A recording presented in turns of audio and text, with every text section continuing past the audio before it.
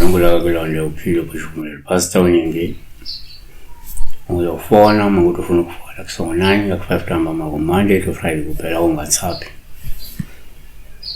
Arnold Mloyi ngibingelele pastor ngiyathemba yaphila Kilobuza ngangiphe ngokwisithombe sami nomuntu wami isingakaze sisishude isibona ifonini ngathi simamathekile nje isithombeni kungabe kusho ukuthini lokho ngiyabonga ukubona unomuntu wakho nesithombeni sisodwa kuhle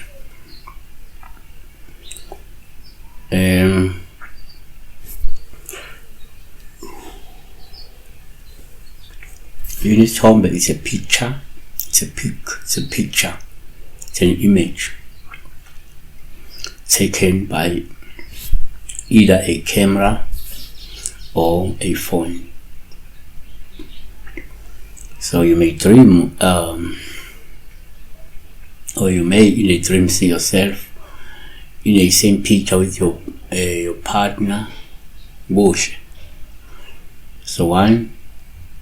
Ngokujwayelekile uma ngenzeka uphuphe umuntu wakho kuwuPaul ohle kakhulu uma isesithombeni sodwa ngoba lokho kushuka empilweni nomoya munye nomqondo munye futhi nibambisene uthando lwenu luhle luqinile ngakho ke ubudlelwano benu buzophumelela. Number 2, kwesinye isikhathi uma uphupha umuntu wakho kuwuPaul uma isesithombeni sodwa lokho ngasho ukuthi kungenza ukukhonjiswa ke uma ukuthi benixabene nizoxolelana futhi nizobilana nothando lwenu luzoqina kunakuqala. You will commit to each other. Uzibophezele kuye naye uzibophezele kuwe idalelwene. 3, omunye umuntu angabeka nje kuyenzeka ukuthi uphupha umuntu akubukhulumani sesithombeni sodwa ngoba uphawu olungasho la ukuthi kuyenzeka uma ukuthi ukade ngephupho lifika ngemuva ukuthi wena kade umfaka ubheka mina ngedwa kade umfaka intando kade umbopha umbiyela kade umfaka ubheka mina ngedwa yabona noma umfaka isibambelelo lokho kuphumelele ngakho angeke nisahlukana nizobambisana isikhathi eside ngoba maybe umunye lingafela kubili kade business into yakhe lo muntu wakhe imbophe manje so ubona sesithomeni solo futhi guy kwenze ngempumelelo wakhe ukwenza phela impilo yakhe